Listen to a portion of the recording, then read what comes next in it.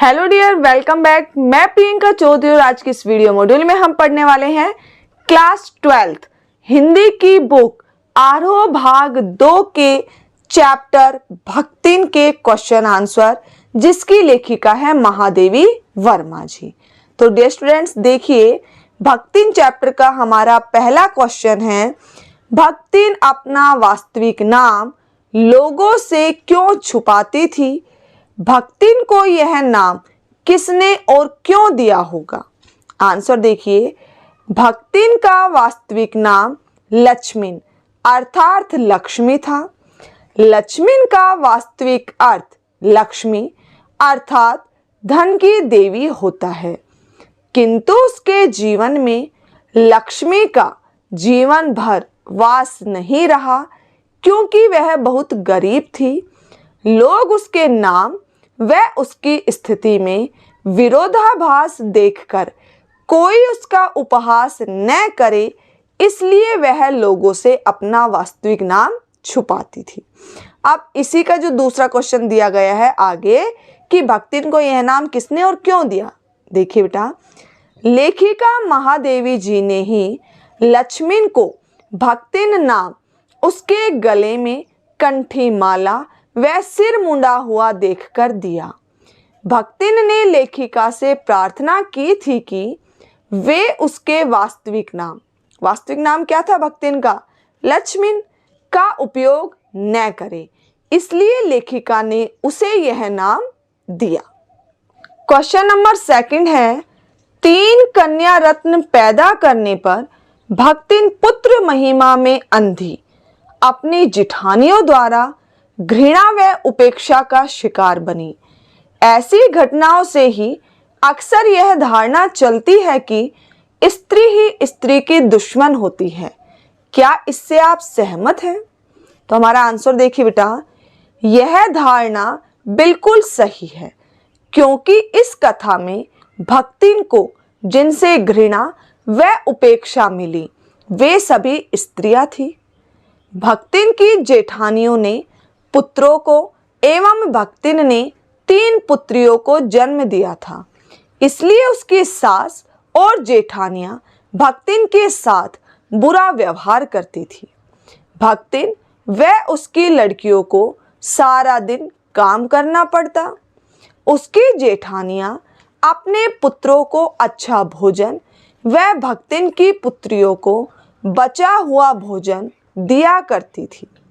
जेठानियों ने तो जमीन हड़पने के लिए भक्तिन की विधवा बेटी से अपने बेटों के साले का विवाह करने की योजना बनाई।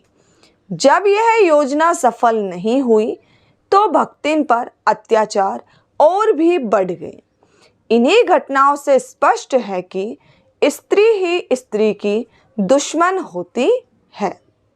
क्वेश्चन नंबर 3 है, भक्तिन की बेटी पर पंचायत द्वारा जबरन पति थोपा जाना एक दुर्घटना भर नहीं, बल्कि विवाह के संदर्भ में स्त्री के मानव अधिकार, मतलब विवाह करे या न करे अथवा किससे करे, को कुचलते रहने की सदियों से चली आ रही सामाजिक परंपरा का प्रतीक है।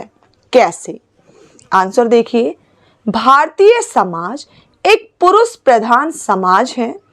सदियों से नारी इसी सामाजिक परंपरा की शिकार रही है। हमेशा से स्त्रियों की परिवार और समाज के दबाव के आगे इच्छाएं दबी रह जाती हैं। भक्तिन की विधवा बेटी के साथ उसके ताऊ के लड़के के साले ने जबरदस्ती करने की कोशिश की।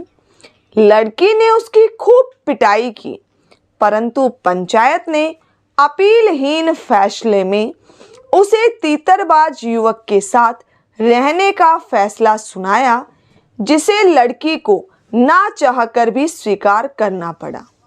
जिस प्रकार भक्तिन की बेटी पर पंचायत द्वारा जबरन पति थोपकर उसके मानव अधिकार को कुचलने का प्रयास किया गया, उसी प्रकार सदियों से भारतीय समाज में विवाह के विषय पर स्त्री के मानव अधिकारों को कुचला जा रहा है तथा आधुनिक भारतीय समाज भी इससे अछूता नहीं है।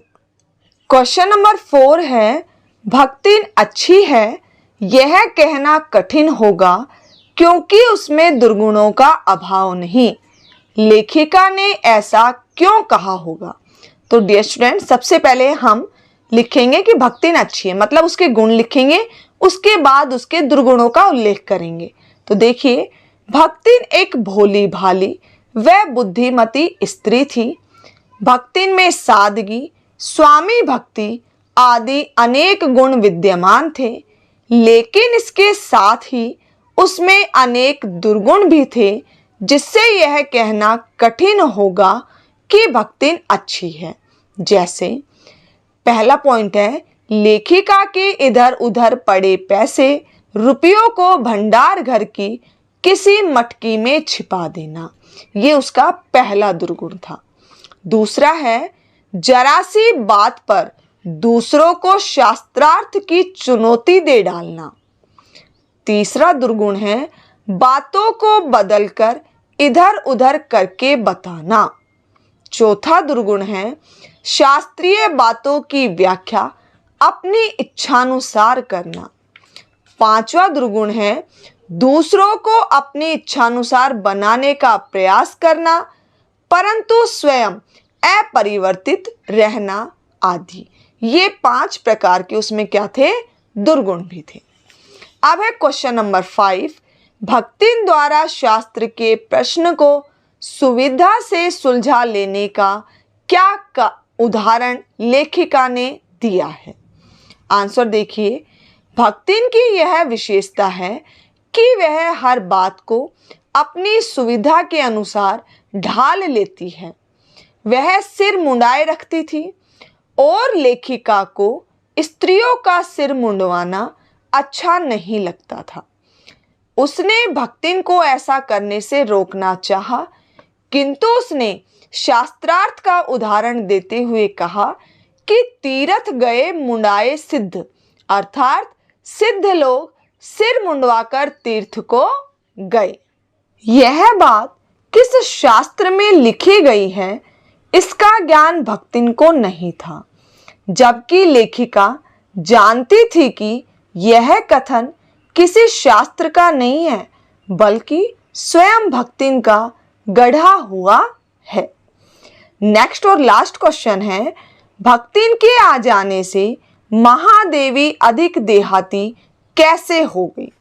आंसर देखिए, भक्तिन गांव की रहने वाली स्त्री थी जिससे उसका रहन सहन पूर्ण रूप से देहाती था, अर्थात ग्रामीण था। भक्तिन के आ जाने के बाद महादेवी को देहात की संस्कृति, खान पान, रहन सहन, वेशभूषा आदि का ज्ञान हो गया, क्योंकि भक्तिन के अंदर दूसरों को बदल देने के गुण भरपूर मात्रा में विद्यमान थे। वह क्रियात्मक रूप से महादेवी को सिखाने लगी कि क्या क्या परिवर्तन करने लगी।